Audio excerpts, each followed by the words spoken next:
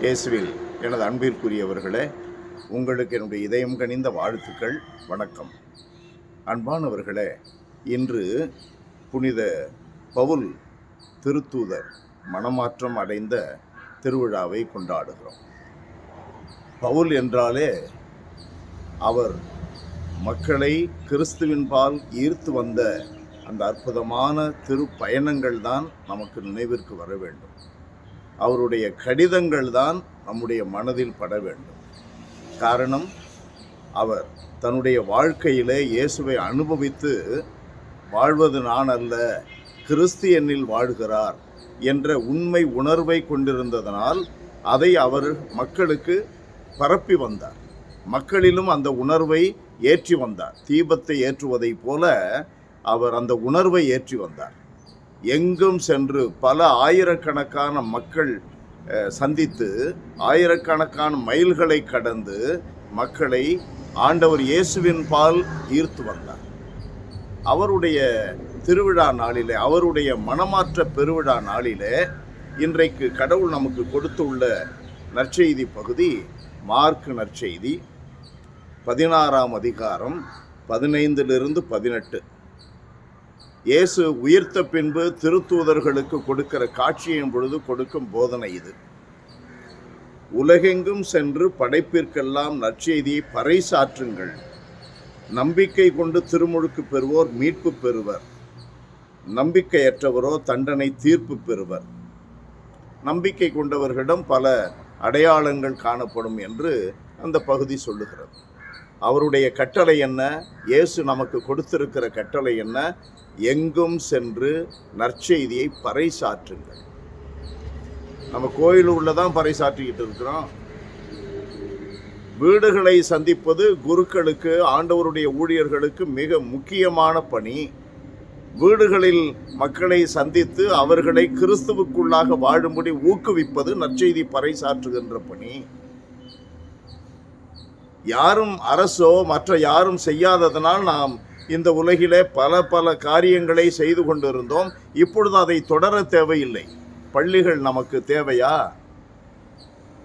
மருத்துவமனைகள் கூட நமக்கு தேவையா என்ற கேள்வியை நான் எழுப்புகிறேன். முன்பெல்லாம் அரசு மருத்துவமனைகள் நடத்தவில்லை, நாம் நடத்தினோம். மருத்துவமனைகளில் மருந்துகளை கொடுக்கின்ற மருத்துவர்களிடமிருந்து இந்த நோயாளிகளுக்கு அன்பு கிடைக்கிறதா? ஆறுதல் கிடைக்கிறதா? ஆதரவாக பேசுகிறார்களா? விரட்டி அடிக்கிறார்கள், பணத்தால் அடித்து கொள்ளுகிறார்கள். நம்முடைய மருத்துவமனைகள் எப்படி இருக்கின்றன? அன்புதான் நற்செய்தி. பள்ளிகளில் மக்களுக்கு கல்வியை கொடுத்து ஒழுக்கத்தில் சிறந்து விளங்க குடியரசு நாட்டிலே, இந்த இந்திய நாட்டிலே நல்ல பிரஜைகளை உருவாக்க முற்பட்டார்கள் நம்முடைய முன்னோர்கள், வெள்ளைக்கார மிஷனரிகள். அது நற்செய்தி பணியாக இருந்தது. ஒழுக்கத்தில் சிறந்து விளங்க, டிசிப்ளின் இன் த ஸ்கூல்ஸ், எஜுகேஷனில் சிறந்து விளங்க, குவாலிட்டி எஜுகேஷன். இப்பொழுது என்ன விளையாடுகிறது? பணம் தான் விளையாடுகிறது. அதிகமாக பணம் இருக்கிற பள்ளியிலே குவாலிட்டி எஜுகேஷன் கிடைக்கிறது என்று அங்கே ஓடுகிறார்கள்.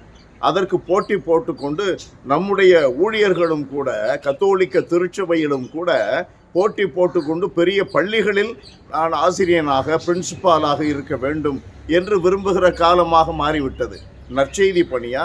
அதிகாரத்தையும் பணத்தையும் தேடுகின்றது நற்செய்தி பணியா? மக்களை வீட்டுகளில் சந்திக்கணும். மக்களுக்கு நற்செய்தி போதிக்கிறது எப்படி? கோவிலில் வழிபாட்டில் சொல்கிறது மட்டும் இல்லை, அவங்க வீட்டில் போய் நோயாளியை சந்திக்கணும், வீட்டில் போய் வேலையில்லா குடும்பத்தில் இருக்கிற வறுமைகள் உள்ள மக்களை சந்திக்கணும், ஆறுதலை கொடுக்கணும், அவர்களோட பேசணும், அவர்களுக்காக ஜெபிக்கணும். ப்ராட்டஸ்டன்ட் செய்கிறாங்க, அன்னைக்கு நம்ம செய்யறதில்ல.